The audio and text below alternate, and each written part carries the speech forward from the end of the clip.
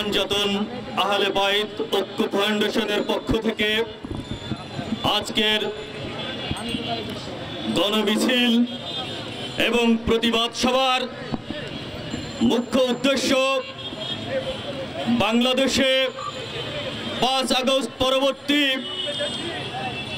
একটি গোষ্ঠী দরবার মাজারগুলোর উপর যে অমানবিক ধ্বংস ভাঙচুর অগ্নিসংযোগের মতো সন্ত্রাসী কর্মকাণ্ডে লিপ্ত হয়েছে তাদের বিরুদ্ধে প্রশাসনের দৃষ্টি আকর্ষণ করা।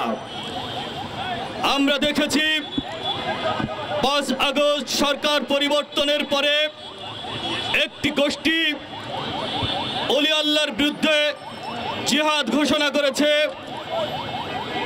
বাজার দরবারগুলোকে তারা ভাঙচুর করছে এবং এদেশের ওলি আল্লাহর যে ইসলাম সত্য ধর্মদর্শনকে তারা মুছে দিতে চাচ্ছে।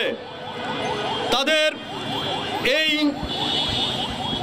অমানবিক অগণতান্ত্রিক আন ইসলামিক কার্যক্রমের বিরুদ্ধে আমরা প্রতিবাদ জানানোর জন্য আজকে এই রাজু ভাস্কর্যের পদদেশে একত্রিত হয়েছি। আমরা লক্ষ্য করেছি এই মাজার ভাঙার বিরুদ্ধে আমরা এর পূর্বেও বেশ কয়েকটা প্রতিবাদমূলক অনুষ্ঠান করেছি, প্রোগ্রাম করেছি, কিন্তু সরকারের এক ধরনের নীরব ভূমিকায় আমরা দেখতে পাচ্ছি।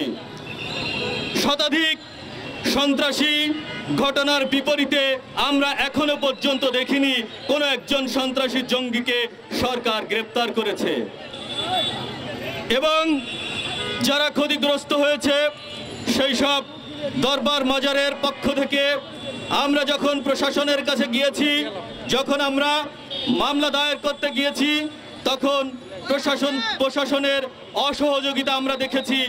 আমরা সঠিকভাবে আমাদের অভিযোগ পর্যন্ত আমরা দায়ের করতে পারিনি। স্বাধীন বাংলাদেশে আজকে আমরা সংখ্যালঘুতে পরিণত হয়েছি, আমরা আমাদের নাগরিক অধিকার পর্যন্ত আমরা পাচ্ছি না। এটা অত্যন্ত দুঃখজনক। আজকে যারা মাজার ভাঙছে এবং যারা ফিলিস্তিনি আক্রমণ করছে এরা একই সূত্রে গাঁথা। যারা মাজার ভাঙছে তারা মূলত ইহুদি খ্রিস্টানদের পৃষ্ঠপোষকতায় ধর্মের নামে অরাজকতা বাংলাদেশে এস্টাবলিশ করতে চায়, কায়েম করতে চায়। কিন্তু সুফিবাদের এই দেশে, ওলি আল্লাহর এই দেশে সেটি কখনোই সম্ভব হবে না ইনশাআল্লাহ। আমরা আজকের এই প্রোগ্রামের মাধ্যমে তাদেরকে সুস্পষ্ট জানিয়ে দিতে চাই, বাংলার সাধারণ মানুষকে জানিয়ে দিতে চাই, যারা মাজারের বিরুদ্ধে জিহাদ ঘোষণা করেছে, যারা সন্ত্রাসী কর্মকাণ্ড করতেছে, তারা কোনো বিবেচনায় মুসলমান হতে পারে না। তারা কোরআন দর্শনের সরাসরি বিরোধিতা করছে।